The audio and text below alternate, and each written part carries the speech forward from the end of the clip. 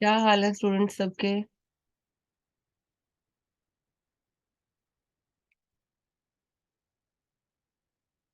चलिए जी, ठीक है, दैट्स ग्रेट।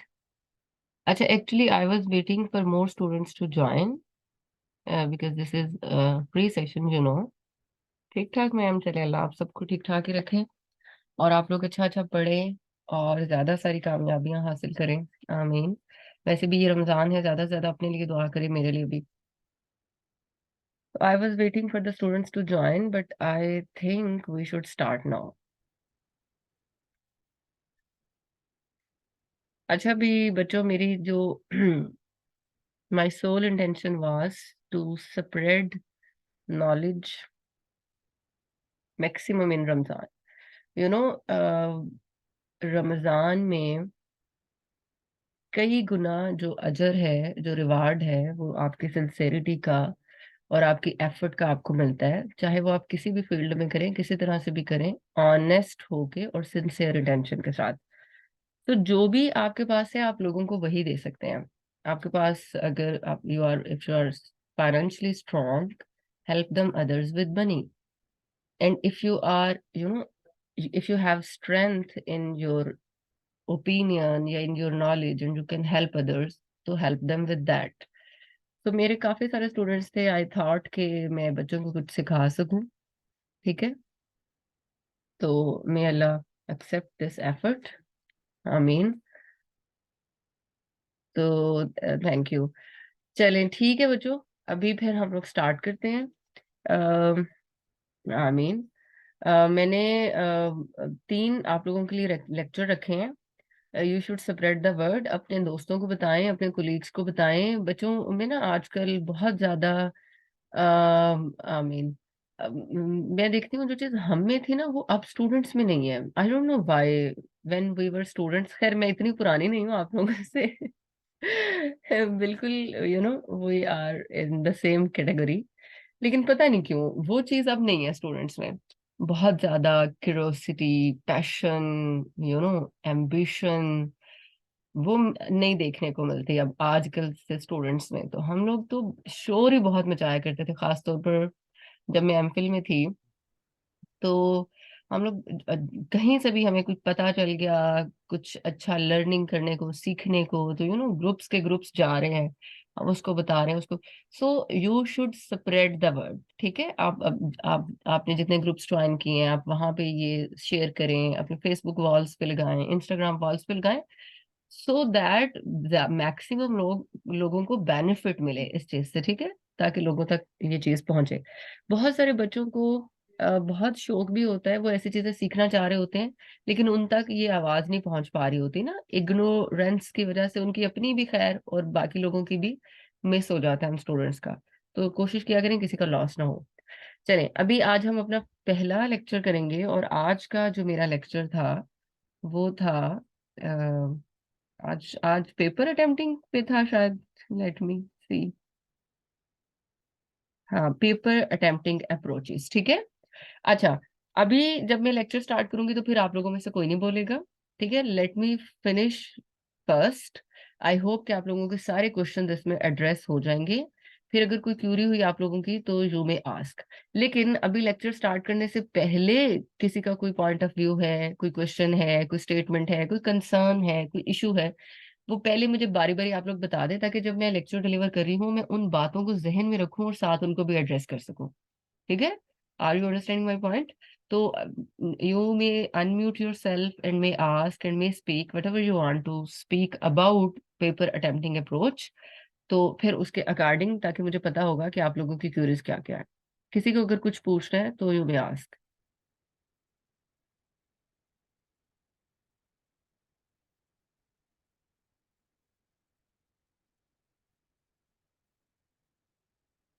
अच्छा, इन्वायरमेंटल साइंस का जो लास्ट ईयर का पेपर था, that was somehow unique paper.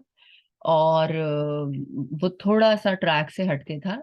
लेकिन उसके उसके अलावा माहीन, अगर आप 2016 से लेके 2022 की हिस्ट्री को चेक करें, ठीक है, ये हिस्ट्री आपको जरूर चेक करनी चाहिए।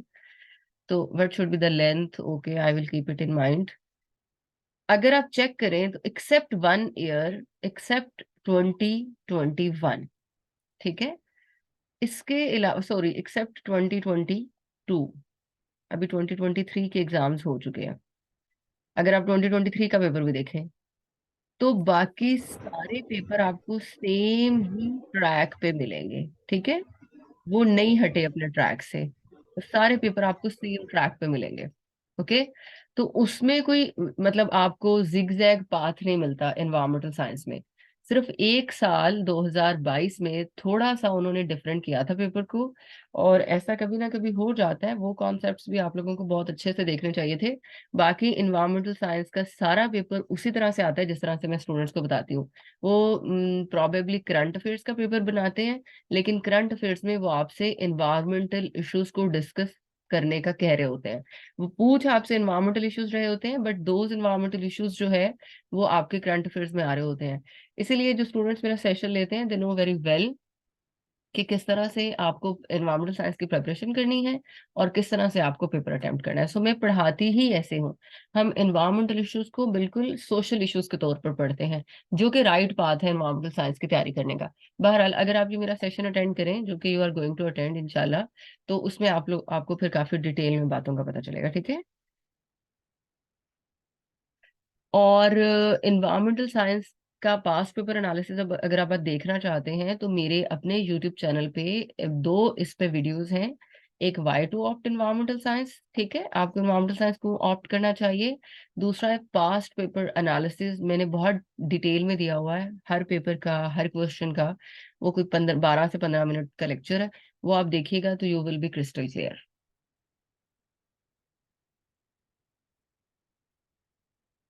अच्छा चलें, अभी हम लोग स्टार्ट करने जा रहे हैं। So the topic is paper attempting.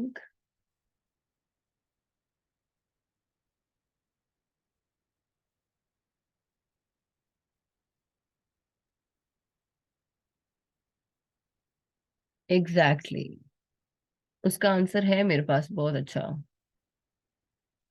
You should not, you know, make yourself tired. Don't fed up.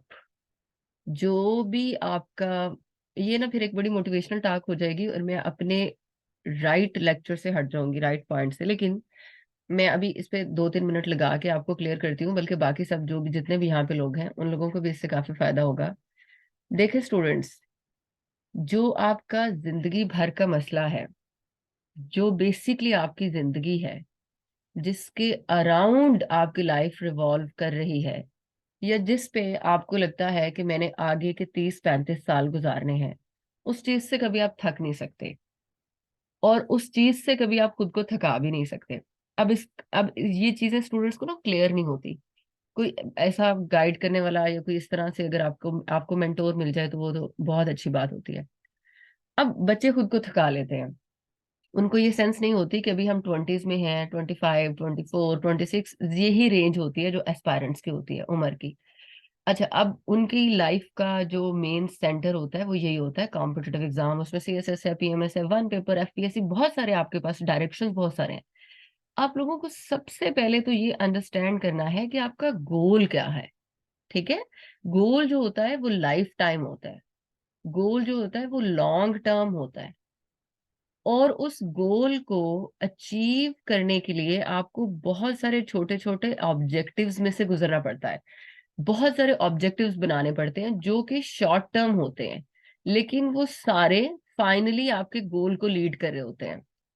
अब वो शॉर्ट टर्म ऑब्जेक्टिव्स इस तरह के होने चाहिए जो लीड आपको गोल की तरफ करें, लेकिन आपको थकने ना दे। अब आपका गोल है सोसाइटी में ऑनरेबल पोजीशन को अचीव करना। This should be the goal of an aspirant, not the CSS. This should not be your goal. बच्चे सबसे पहले तो ये गलती करते हैं। There are many ways to approach 17 grade government sector seat, and this should be your priority. इससे क्या होगा, कभी भी आप लाइफ में लो फील नहीं करेंगे, कभी कॉम्प्लेक्सेस में नहीं पड़ेंगे, कभी आपका कॉन्फिडेंस लूज नहीं होगा, कभी दूसरों से कमतर खुद को नहीं समझेंगे। देखें, आपकी अपनी जिंदगी है, आपको अपने हिसाब से सोसाइटी में एक ऑनरेबल प्रेस्टिजियस पोजीशन चाहिए। उस तक पहुंचने के हजारों तरीके हैं, और वो चीज हजारों तरह से हासिल हो सकती है। वो कोई पीपीएससी का वन पेपर भी हो सकता है, वो कोई एफपीएससी का वन पेपर भी हो सकता है, वो सीएसएस भी हो सकता है, वो पीएमएस भी हो सकता है, वो कोऑपरेटिव डिपार्टमेंट भी हो सकता है, वो रेवेन्यू डिपार्टमेंट भी हो सकता है, वो आप तहसीलदार के थ्रू भी जा सकते हैं, एजुकेशन डिपार्टमेंट भी वो हो सकता है, उसमें बहुत सारे वेज है। वो कोई एनवायरमेंटल डिपार्टमेंट भी हो सकता है, वो कोई मिनिस्ट्री भी हो सकती है। You have to find the ways, and those ways are your objectives. ये let me make this very clear to you. पहली गलती बच्चे इस एक लफ्ज पे आके अटक जाते हैं, और 4 4 साल, 5 5 साल, 3 3 साल बर्बाद किए जा रहे हैं, किए जा रहे हैं, किए जा रहे हैं। उनको कोई गाइड करने वाला ही नहीं है। बच्चों को पता ही नहीं कि वो अपनी जिंदगी, कितनी कीमती उनकी जिंदगी है, वो किस तरह से जाया कर रहे हैं, और वो किन कॉम्प्लेक्सेस में पड़े हुए हैं, और किन बर्डनों में उन्होंने खुद को डाल दिया है। मतलब वो क्लियर ही नहीं कर पा रहे, वो चीजों को फिल्टर ही नहीं कर पा रहे, वो देख ही नहीं पा रहे, उनमें विजन ही नहीं है बच्चों में। उनका कोई गोल ही नहीं सेट हो रहा, वो अचीव ही नहीं कर पा रहे। आल्दो वो अचीव कर सकते हैं, उनको समझ ही नहीं आ रही कि मैं इस गोल को किस तरह से टर्न करूं, और मैं किस तरह से उसको अचीव करूं। ठीक है, तो पहली बात तो आप ये क्लियर कर लें। दूसरी बात ये कि जो जो भी फिर आपका ये गोल होता है, इससे आपने खुद को थकाना नहीं। सो आपने अवॉइड करना है उन चीजों से जो आपको थका रही हैं। मतलब अगर आपको लग रहा है कि बहुत पढ़ने से सीएसएस क्लियर होगा, ऐसा बिल्कुल नहीं होगा। आपने बहुत नहीं पढ़ना, क्योंकि आप ज्यादा पढ़ेंगे तो थक जाएंगे, थक जाएंगे तो आप छोड़ देंगे। अगर आप छोड़ देंगे तो आपका हफ्ता पूरा जाया हो जाएगा। One day you are missing, one day and you are out of competition. ठीक है, पूरा हफ्ता जाया कर दिया तो आप तो बहुत पीछे हैं उस बच्चे से जिसने वो हफ्ता जाया ही नहीं किया। आप किस तरह से उसके मुकाबले में उसी हॉल में बैठ सकते हैं? आप कैसे उसके साथ compete करेंगे? आपने खुद को नहीं थकाना। ठीक है, सो आपका टाइम टेबल ही ऐसा होना चाहिए। एग्जैक्टली exactly, आपका टाइम टेबल इतना प्रैक्टिकल होना चाहिए, जिसमें आप 4 इतवारों को शामिल रखें, ईद को शामिल रखें, दोस्तों के साथ गेट टुगेदर को शामिल रखें, भाई नॉर्मल लाइफ को गुजारें, नॉर्मल लाइफ को। नो डाउट बहुत आपको मेहनत करनी है, hard work is another thing, लेकिन अजीबोगरीब प्लानिंग इज अनदर थिंग, या कह लें बेवकूफों वाली प्लानिंग इज अनदर थिंग, जिसमें आप बड़ा ही पढ़ रहे हैं 4 5 दिन, और फिर 10 दिन बिल्कुल नहीं पढ़ रहे, या 4 5 दिन बहुत पढ़ रहे हैं, 2 3 दिन ऐਵੇਂ ही मतलब आए बाएं शाएं करके गुजार रहे हैं। This is not going to work. ठीक है, दूसरी बात ये, मतलब आपने खुद ही खुद को नहीं थकने देना, आपने खुद ही खुद को याद दिलाना कि मैंने नहीं थकना, मैंने नहीं थकना। तो जो चीज आपको थका रही है उसको छोड़ दे, उसको चेंज कर ले। ठीक है, planning is very important. My younger sister is an FSc, और मैं जब से उसका फर्स्ट ईयर स्टार्ट हुआ है, मैं उसको सिर्फ प्लानिंग सिखा रही हूँ। वो जब भी कोई बुक उठाती है, कोई नोटबुक उठाती है, मैं उसको सिखाती हूँ कि first plan your study, first plan your thing, first plan your day. और वो इतना मतलब इस चीज को कंसीव कर रही है कि जैसे वो 9th में थी, मैट्रिक में थी। अब अगर वो अपनी फर्स्ट ईयर की स्टडी को कंपेयर करे, तो बिल्कुल एक 180 डिग्री का शिफ्ट आया है लाइफ में। As a student, being a student, चीजें जितनी प्लान्ड होती हैं उतना स्मूथली वर्कआउट कर रही होती हैं। So this is very important. यही आज मैं जब आपको सब्जेक्ट प्रेपरेशन स्ट्रेटेजी सिखाऊंगी, जो मेरा दूसरा लेक्चर है, उसमें मैं आपको सब्जेक्ट को प्लान करना सिखाऊंगी। और मेरा ख्याल है यहाँ पे आधे लोगों को नहीं पता सब्जेक्ट को प्लान कैसे करते हैं। सब्जेक्ट की प्लानिंग आपका आधा आधा टाइम बचाएगी। अगर आप 1 महीने में सब्जेक्ट को प्रिपेयर करें, आई कैन गारंटी कि आप कल वाले लेक्चर के बाद उसको 15 से 20 दिन में प्रिपेयर कर लेंगे। So this is very important. And the last thing that is ये कि अगर आपको, मैंने इंटरनेट पे एक वीडियो देखी थी, एक जो सिविल सर्वेंट्स हैं इंडिया की, वो मुझे उनकी बात बहुत अच्छी लगी थी। वो मैंने अपने जो मेरा स्टूडेंट का व्हाट्सएप का ग्रुप है, कोई 100 150 का, जिनके साथ मैं डेली कांटेक्ट में रहती हूँ, अच्छा वहां पे मैंने शेयर की और बच्चों को बड़ी पसंद भी आई। उसमें वो यही कह रही है कि अगर आपको किसी चीज की भूख है ना, भूख है, जैसे अगर मुझे भूख लगी है, मुझे खाना खाना है, तो आप ये नहीं कहेंगे कि ठीक है मैं बैठी रहती हूँ, लेकिन आपको भूख लगी है, आप सरवाइव ही नहीं कर सकते ना। आप उठेंगे, आप खाना बनाएंगे, और फिर आप उसको खाएंगे।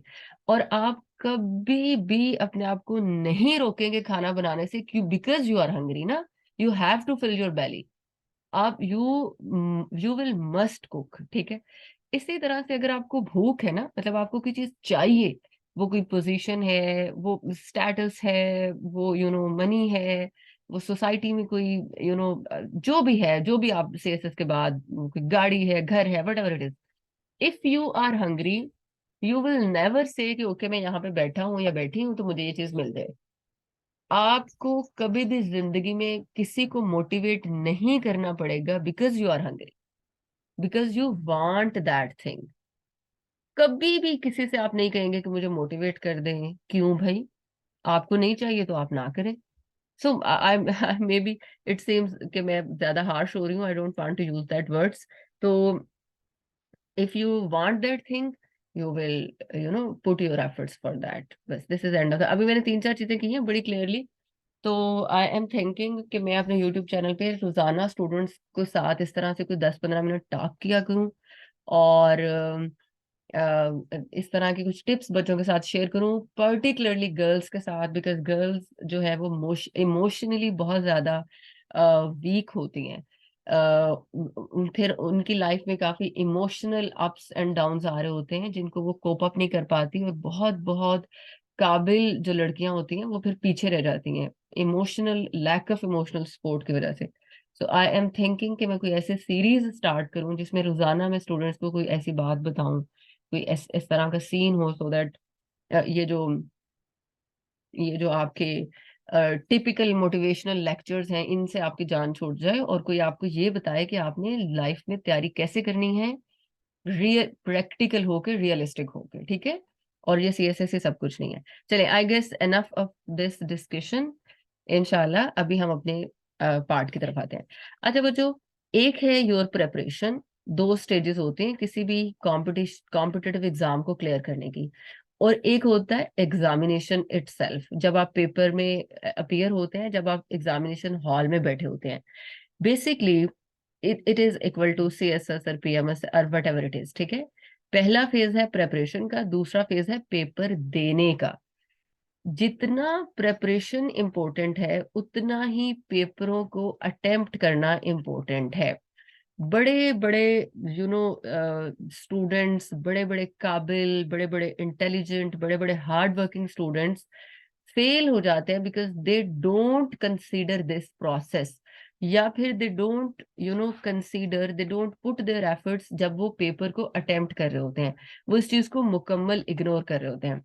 अगर आपके पास, अगर आप पेपर में बैठ गए हैं, आप क्वेश्चन पेपर अटेम्प्ट कर रहे हैं, अगर आपके पास 60% नॉलेज है, even 50% knowledge है, but you know very well that how to attempt your paper, how to deliver that 50 or 60% knowledge on the paper, तो you will ace इंशाल्लाह। आप लोग आराम से क्लियर कर जाते हो। लेकिन एक बच्चा है उसके पास 90% नॉलेज है, he is far superior than you, but he actually doesn't know that how to deliver, how to present that information, how to forward that information, how to attempt your paper। तो वो उसको fail कर जाता है क्योंकि उसके पास जो कुछ भी है वो लोगों को दिखा नहीं सका। So this is very important, इस पे आज हम बात करेंगे। जब एक पेपर आपके सामने होता है उसमें सबसे पहली जो बात आपको जहन में रखनी है वो ये कि आपका जो एप्टीट्यूड है वो आपके सब्जेक्ट के साथ मैच कर रहा हो, ठीक है? जो भी आपने सब्जेक्ट ऑप्ट किया है, इस पे भी मेरा थर्ड लेक्चर है सब्जेक्ट सिलेक्शन पे। अगर तो आप उसको बहुत पसंद कर रहे हैं अपने सब्जेक्ट को, और आप में आपका उसमें इंटरेस्ट है, ठीक है, और आपने उसको बड़े प्यार मोहब्बत से तैयार किया है, बहुत इंटरेस्ट लेके, बड़ी क्यूरोसिटी से, तो आप पेपर पे वो इंफॉर्मेशन डिलीवर कर सकेंगे। बिलीव इन मी, पेपर में बैठ के आपको ये मेरी बात याद आएगी। लेकिन अगर आपने उस सब्जेक्ट को पहले ही बड़ी मुश्किल से तैयार किया है, उसमें आपका इंटरेस्ट ही नहीं, आपको चीजों की समझ ही नहीं आई, आपको पता ही नहीं सब्जेक्ट का थीम क्या है, आपका अपना जो मेंटल लेवल है, जो आपकी अपनी डेली लाइफ है, जो आपके अंदर आपका जो इनर सेल्फ है, वो उस सब्जेक्ट के साथ मैच ही नहीं हुआ, you will be blank there. जो चीज फिर आपको याद आ रही होगी, जो आपने रटा लगाई होगी, वो आप पेपर पे डिलीवर करेंगे। जो एफर्ट वहां पे आपको पुट करनी है, जो चीजें आपके दिमाग ने एट अ टाइम वहां पे प्रोड्यूस करनी है, और जो आपकी इनर एबिलिटी ने वहां पे जो जौहर दिखाने हैं, वो नहीं होगा, वो नहीं होगा। और पेपर उसी के साथ अटेम्प्ट होता है, ठीक है? पेपर में बैठ के सेकंड बात, पेपर अटेम्प्ट करने के लिए रॉ इंफॉर्मेशन को यूटिलाइज करना है, ठीक है। रॉ इंफॉर्मेशन क्या होती है? Basically it is basic information about any topic, about any theme, even about the subject. If you know what is all about environmental science, तो कोई भी ऐसा अगर टॉपिक आ जाए, किसी भी ऐसे टॉपिक से क्वेश्चन आ जाए, बेसिकली जो टॉपिक आपने तैयार ही नहीं किया, आप वहां पे, और आपके पास कोई और चॉइस नहीं, मतलब फोर्थ क्वेश्चन आपको अटेम्प्ट करना है, तो आप वो फोर्थ क्वेश्चन बहुत आसानी से हल कर लेंगे, सिर्फ अगर आपको इतना बड़ा हो, पता हो कि इन्वायरमेंटल साइंस सब्जेक्ट क्या है, इसका थीम क्या है, ओवरऑल इन्वायरमेंटल साइंस क्या डिलीवर करता है एस्पायरेंट को, ये किन इश्यूज को डील करता है, उन इश्यूज के कोर पॉइंट्स क्या हैं, मतलब ये पूरी चीज किस तरफ आपको लीड कर रही है। अगर आपकी उस सब्जेक्ट पे इस तरह से अंडरस्टैंडिंग है, जो कि कैसी आएगी, जो कैसे आएगी, सब्जेक्ट प्रेपरेशन स्ट्रैटेजी से, जो मैं आपको कल सिखाऊंगी, तो फिर आप उस क्वेश्चन को बहुत आसानी से अटेम्प्ट कर लेंगे on the base of your raw information, ठीक है। Raw information is the basic concept. आपके पास फाउंडेशन होनी चाहिए, बिल्डिंग आप पेपर में बैठ के बनाते हैं, पहले से बना के नहीं जाते। सो वो स्टूडेंट सक्सेसफुली पेपर अटेम्प्ट कर रहे होते हैं जिनके पास बेसिक कॉन्सेप्ट होते हैं, those who have basic conceptual knowledge, those who are very clear in their heads, those who have clarity. Clarity is a blessing. अगर if you are clear about a philosopher, for example you are preparing philosophy, ठीक है, आप प्लेटो को पढ़ रहे हैं, आपको पता ही नहीं प्लेटो का थीम क्या था, मतलब प्लेटो ने बात किस चीज पे की थी, लेकिन आपने उसकी थ्योरी को पढ़ लिया है, थ्योरी आपको याद है, बहुत अच्छे से याद है, but you don't actually know कि प्लेटो का लाइफ के अबाउट क्या पॉइंट ऑफ व्यू था, प्लेटो का अपना पॉइंट ऑफ व्यू क्या था, प्लेटो प्लेटो का थीम क्या था, प्लेटो का सारा काम किस एक पॉइंट पे बेस करता है। That point is raw information. If you have that point, अगर वो आपके टीचर ने आपको सिखा दिया है, तो you will be able to attempt a question on Plato, ऐसे टॉपिक पे जो बेसिकली आपने पढ़ा ही नहीं। फॉर एग्जाम्पल एग्जामिनर ने प्लेटो के बारे में कुछ आपसे पूछ लिया है, जो टॉपिक शायद आपने नहीं तैयार किया, but you know very well कि प्लेटो कैसा इंसान था, प्लेटो क्या कहता था, प्लेटो का सारा काम किस पे बेस करता है। अब उसी रॉ इंफॉर्मेशन को यूटिलाइज करते हुए you will be able to attempt that question. Are you getting my points student? आपको समझ आ रही है जो जो बातें मैं आपको सिखाना चाह रही हूँ?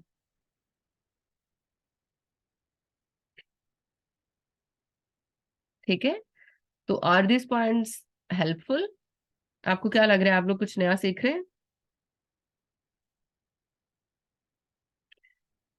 ओके, चलें, ग्रेट। अच्छा जी,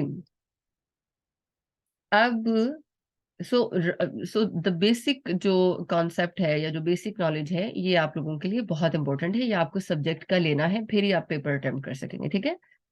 so the third point student ये है कि पेपर में जब आप बैठ जाते हैं तो आपने अपने क्वेश्चन की स्टेटमेंट को ब्रेक डाउन करना है, ठीक है, आपने उसको अंडरस्टैंड करना है, ठीक है। क्वेश्चन की स्टेटमेंट को जब आप ब्रेक डाउन करते हैं, तो फिर आप उसको पार्ट्स में डिवाइड करते हैं। जब आप उसको पार्ट्स में डिवाइड करते हैं, तो आप उसको मार्क्स एलोकेट करते हैं, यू नो आप डिवीजन कर रहे होते हैं मार्किंग की। जब आप मार्क्स एलोकेट करते हैं, तो प्रॉपर आपके पास पूरा सिनेरियो आ जाता है कि आपने किस पार्ट पे कितना लिखना है, किस स्टेटमेंट पे पैराग्राफ लिखना है आपने, ठीक है, और किस स्टेटमेंट पे आपने 2 से 3 पेजेस लिखने हैं। This is very important, let me make you clear. For example, अगर क्वेश्चन आ गया, क्वेश्चन है आपके सामने, what are green house gases, ठीक है, how they are contributing to global warming, ठीक है,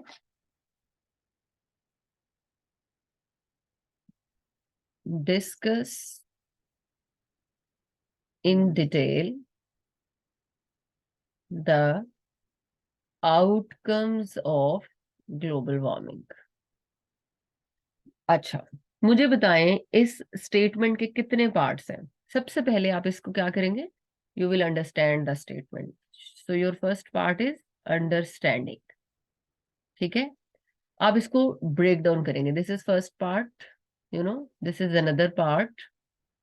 ठीक है, and this one is the third part. अच्छा, ये जो मैं अभी आपको सिखाने लगी हूँ, ये वाला प्रोसेस, ये आपको प्रैक्टिस से आएगा। बहुत सारे स्टूडेंट्स को मैंने सिखाया और अब वो क्विकली क्वेश्चन की स्टेटमेंट को ब्रेक डाउन कर रहे होते हैं, मार्क्स एलोकेट, और बहुत ही बैलेंस में क्वेश्चन अटेम्प्ट कर रहे होते हैं। सो आप 5 6 7 8 10 क्वेश्चन जब इस तरह से अटेम्प्ट कर लेंगे तो इनशाला बहुत अच्छा आप जो है वो फिर क्वेश्चन लिखेंगे। So this is your first part, this is second part, and this one is the third part. What are greenhouse gases? में keyword is greenhouse gases. How they are contributing towards global warming? The keyword is global warming. And what are the outcomes of global warming? The keyword is outcomes. ठीक है, तो आपकी division हो गई, separation होगी, statement को आपने understand कर लिया। Now allocate the marks. अब आपने इस क्वेश्चन पे लिखने हैं 6 पेजेस। अब स्टूडेंट्स क्या करते हैं, ठीक है, पहले मैं आपको बताती हूँ स्टूडेंट्स क्या करते हैं। मैंने ये क्वेश्चन दिया था एक दफा एक टेस्ट में। बच्चों ने पहले तो ग्रीन हाउस गैसेस की जो ऐसी की तैसी की, कोई 2 पेजेस इस पे लिखे। जितना उनको ग्रीन हाउस गैसेस के बारे में पता था वो सब उन्होंने लिखा। फिर उन्होंने बताया कि ग्लोबल वार्मिंग क्या बला है, लेकिन वो नहीं बताया जो मैंने पूछा था, how green house gases are contributing to global warming. फिर ग्लोबल वार्मिंग के इम्पैक्ट्स पे वो गए, और जब तक वो इम्पैक्ट्स पे पहुंचे, यहाँ पे बेसिकली उन्होंने काजेज लिख दी। काजेज पे 3 4 पेजेस, ये काज वो काज फलां ढमका। और जब वो मतलब जितने मेथड्स से या जितनी तरह से या जितने तरीकों से एयर में ग्रीन हाउस गैसेस जा रही थी, वो सारी काजेज बना के इधर लिख दी। आइडियली आप लोग भी यही करने वाले थे। इम्पैक्ट्स लिखने की बारी, उनके पास टाइम ही नहीं बचा, क्योंकि अगर फिर वो इसी क्वेश्चन पे लगे रहते तो